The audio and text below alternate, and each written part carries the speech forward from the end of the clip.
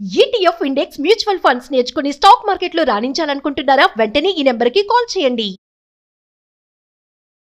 Hello guys, welcome back to our channel. ఈరోజు మనతో ఉన్నారు స్టాక్ మార్కెట్ అనలిస్ట్ అయిన సుందరం రెడ్డి గారు. మార్కెట్ క్రాష్ గురించి ఈరోజు ఎపిసోడ్లో తెలుసుకుందాం. నమస్కారం సార్. నమస్తే అండి.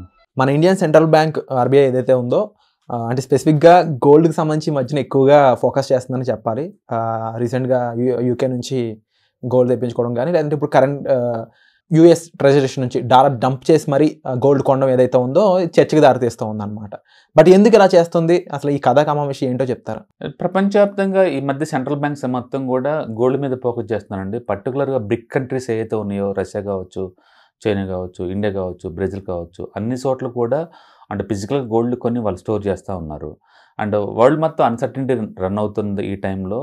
అండ్ అమెరికన్ డాలర్స్కి రిలవెన్స్ తగ్గుతుందనమాట రాను. సో కాబట్టి వీళ్ళు ఏం చేస్తున్నారంటే, ఎక్కడైతే ఎక్సెస్ అమెరికా డాలర్స్ ట్రెజరీస్ ఎక్కడైతే ఉంటాయో దాంట్లోంచి కొంత భాగాన్ని వీళ్ళు గోల్డ్గా మార్చుకుంటున్నారు అనమాట. ఎందుకంటే ఒకప్పుడు ఏది కొనాలని ఇంటర్నేషనల్ మార్కెట్లో డాలర్స్ రిజర్వ్ కరెన్సీ కాబట్టి డాలర్లను ట్రేడ్ చేస్తూ ఉండేవాళ్ళు.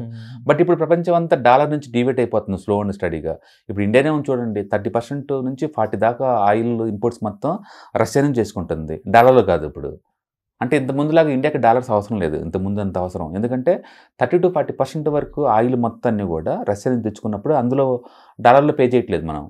ఓకే, అట్లా ఇది రీసెంట్గా సౌదీ వాళ్ళతో కూడా టైప్ అయ్యారు, లోకల్ కరెన్సీలో ట్రేడ్ చేసుకుందామని. శ్రీలంకతో టైప్ అయ్యారు. అంటే చాలా కంట్రీస్తో వీళ్ళు లోకల్ కరెన్సీలో ట్రేడ్ చేద్దామని చెప్పి టైప్ అవుతున్నారు అనమాట. సో అట్లా లోకల్ కరెన్సీలో ట్రేడ్ చేస్తున్నప్పుడు యూఎస్ డాలర్లు నిల్వ ఉంచుకోవాల్సిన అవసరం లేదు. అందుకని ఓవరాల్ స్ట్రాటజీలో పార్ట్గా ఏం చేశారంటే, వీళ్ళు ఈ యూఎస్ డాలర్స్ తగ్గించుకొని వాళ్ళ దగ్గర నిల్వల్లో కొందాన్ని గోల్డ్గా మార్చుకుంటూ వస్తున్నారు. ఆ ప్యాటర్న్ వరల్డ్ వైడ్గా అన్ని సెంట్రల్ బ్యాంకులు కనపడుతుంది. రీసెంట్గా చైనా వాళ్ళు చూస్తే మంత్లీ 30 tons కొంటున్నారు వాళ్ళు. మన వాళ్ళు ఏప్రిల్ కొందే ఒక నెలలో 6 టన్నులే. బట్ చైనా వాళ్ళు 30 tons కొంటున్నారు పర్ మంత్. వాళ్ళు మొత్తం వాళ్ళ దగ్గర ఉన్న యుఎస్ బాండ్స్ ఏతో మొత్తం అమ్మేయటం, డంప్ చేస్తున్నారు మార్కెట్లోకి. ఆ డబ్బులతోటి గోల్డ్ కొంటా పోతున్నారు. అంటే without foreign exchange direct country to country ఈ ఎక్స్చేంజ్ ఆఫ్ మనీ ఏదైతే ఉందో, అంటే డైరెక్ట్ యాక్సెప్టెన్స్ ఆఫ్ కరెన్సీ అని చెప్పొచ్చు. యూఎస్ డాలర్ని ఇంకా కంప్లీట్గా ఇగ్నోర్ చేయడం అయి ఉండొచ్చు. ఈ రెండు ఇంటర్లింక్డ్ అండ్ కాబట్టి ఇన్ ఫ్యూచర్ ఇలాంటివి జరగడం, లేకపోతే ప్రాపర్గా అన్ని కంట్రీలు కూడా ఈ సిస్టమ్ వచ్చేసిందంటే వాట్ కైండ్ ఆఫ్ సిచ్యువేషన్ మనం చూడొచ్చు అంటారు? డెఫినెట్గా ఇప్పటికే మనకి క్లియర్గా అర్థమవుతుందండి. వరల్డ్ మార్కెట్లో డాలర్ లేకుండా బిజినెస్ చేయొచ్చు, డాలర్ లేకుండానే ఒక కంట్రీ ఇంకో కంట్రీ ఇంపోర్ట్ ఎక్స్పోర్ట్ చేసుకోవచ్చు అని క్లియర్గా వస్తుంది. అండ్ మోర్ ఓవర్ ఈ మధ్య సౌదీ గవర్నమెంట్ వాళ్ళు అమెరికాతో ఉన్న పెట్రో డాలర్ రిలేషన్ని తెంచుకున్నారు ఆల్రెడీ. ఈ June 9th తోటి 50 సంవత్సరాలు కంప్లీట్ అయింది సౌదీ అమెరికా రిలేషన్ అనమాట. అప్పుడేంటంటే వాళ్ళు ఆయిల్ని, పెట్రోల్ మొత్తాన్ని కూడా డాలర్లో నమ్మాలని అమ్మినందుకు వీళ్ళు అమెరికా వాళ్ళు మిలిటరీ సపోర్ట్ ఇస్తామని చెప్పి సౌదీ గవర్నమెంట్ టైప్ చేసుకున్నారు. 50 years అయిపోయింది. ఇప్పుడు రీసెంట్గా వీళ్ళు రెన్యూవల్ చేయట్లా బాండ్ని ఇంకా. అంటే అది ఎక్స్పైర్ అయిపోయింది ఇప్పుడు ఆల్రెడీ. అంటే ఇప్పుడు వాళ్ళు దే హ్యావ్ ద ఫ్రీడమ్ అనమాట టు సెల్ ఎనీ కరెన్సీ. అందుకని ముందు రోజుల్లో ఇదే రిపీట్ అవుతుంది ఏ దేశంలో అయినా సరే. ఇంకా అందుకని అమెరికాకి డాలర్కి వచ్చిన రిస్క్ ఏమో ఓవర్ నైట్లో ఏం లేదు. But long term point of లో దాని రిలవెన్స్ తగ్గుతుంది అనే విషయం క్లియర్గా అర్థమవుతుంది. ఎందుకంటే పెద్ద మేజర్ కంట్రీస్ అన్ని కూడా వాళ్ళు ఇంటర్ కరెన్సీలోనే ట్రేడ్కి రెడీ అవుతున్నారు, మనం రష్యాతో అవుతున్నట్టు అనమాట. అట్లా ముందు రోజుల్లో ఖచ్చితంగా డాలర్కి ఆల్టర్నేటివ్గా మనతో యూరో వాళ్ళు ట్రై చేసి ఫెయిల్ అయ్యారు. బట్ ఇప్పుడు బ్రిక్స్ వాళ్ళు ట్రై చేస్తున్నారు. బ్రిక్ వాళ్ళు కొత్త కరెన్సీ డెవలప్ చేసుకుంటున్నారండి. అంటే గోల్డ్ బ్యాక్డ్ సిస్టమ్ అనమాట అది. అంటే ట్రెడిషనల్గా గోల్డ్ విలువ అందరికి తెలిసిందే అది. అంటే మళ్ళీ ఈ పాత రోజులు రాబోతున్నాయి గోల్డ్ని యాజ్ ఎ కరెన్సీలో ట్రీట్ చేసింది అనమాట. అందులో భాగంగా అన్ని సెంట్రల్ గవర్నమెంట్ వరల్డ్ వైడ్గా కొంత భాగాన్ని గోల్డ్కి షిఫ్ట్ చేస్తున్నారు. మనమే కాదు, ప్రపంచవ్యాప్తంగా కనపడతా ఉంది అన్ని చోట్ల. మనోళ్ళు కూడా మన ఏప్రిల్లో almost 7 billion US treasuries dump చేసేసి ఆ ప్లేస్లో గోల్డ్ 6 tons కొన్నారనమాట. అట్లా ముందు రోజుల్లో ఇంతకుముందు ఆర్బీఐ వాళ్ళ దగ్గర మనీ నిల్వ ఉంటే మొత్తం డాలర్లో మార్చేది, ఎప్పుడు ఎమర్జెన్సీకి ఇంపోర్ట్ చేసుకోవాలన్నట్టు.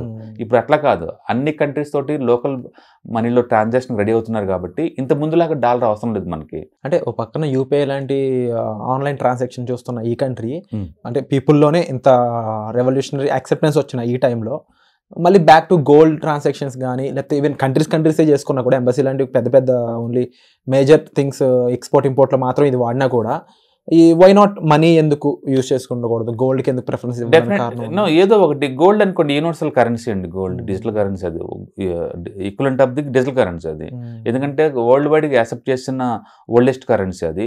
అందుకని ఏదైనా కంట్రీతో ఇంపోర్ట్ ఎక్స్పోర్ట్ చేసుకున్నప్పుడు వాళ్ళ కరెన్సీని వాళ్ళకి లేదా గోల్డ్ ఇస్తే వాళ్ళు యాక్సెప్ట్ చేస్తారు.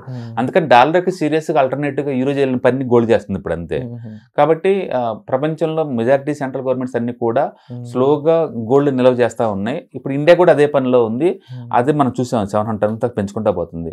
అంటే ముందు రోజులు ఈ గోల్డ్ లో ఇన్వెస్ట్ చేయడం పెరుగుతుంది. అంటే లిటరల్ గా ఏంటంటే కరెన్సీ సిస్టంలో గోల్డ్ ఎంటర్ అయింది ఆల్రెడీ అఫీషియల్ గా.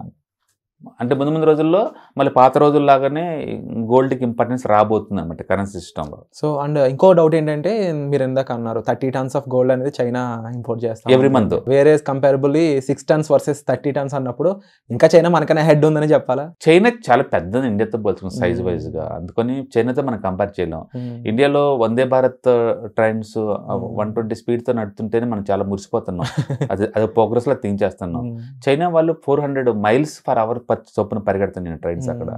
అందుకని వాళ్ళు మనకన్నా చాలా అడ్వాన్స్డ్గా గ్రో అయిన వాళ్ళు అనమాట. వాళ్ళ మన దగ్గర మనం ఇన్స్పిరేషన్ తీసుకోవాలి తప్ప జలసీగా ఫీల్ అయ్యి మనం చేసేది ఏం లేదనమాట. అందుకని టెక్నాలజీ వైజ్ కావచ్చు, మిలిటరీ వైజ్ కావచ్చు, అన్నిటిలో వాళ్ళు మనకన్నా సుపీరియర్, అందరూ డౌట్ లేదు. ఓకే, మనం వాళ్ళని ఇన్స్పైర్గా తీసుకొని వాళ్ళకన్నా బెటర్ పోవడానికి ట్రై చేయాలి. అందుకని చైనా వాళ్ళు ఏంటంటే వాళ్ళు వరల్డ్ మొత్తానికి మ్యానుఫ్యాక్చరింగ్ హబ్ అది, ప్రపంచానికి మ్యానుఫ్యాక్చరింగ్ హబ్ అది.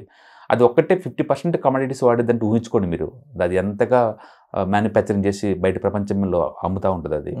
అందుకని వాళ్ళు న్యాచురల్గానే వాళ్ళ దగ్గర బోల్డ్ అని అమెరికన్ డాలర్స్ ఉంటాయి ఇంకా మనతో పోల్చుకుంటే. అందుకని వాళ్ళే ఎక్కువ డంప్ చేస్తున్నారు, వాటిని చేసేసి గోల్డ్గా మార్చుకుంటున్నారు. అందుకని ఇది వాళ్ళు లాస్ట్ 2 years నుంచి చేస్తున్నారు అదే పని. ఈ మధ్య మరీ ఎక్కువ ర్యాపిడ్గా చేస్తున్నారు. ఇండియా కూడా ఏంటంటే మిగతా వాళ్ళలాగానే స్లో అండ్ స్టడీగా గోల్డ్ని స్టోర్ చేసుకుంటూ పోతుంది అనమాట.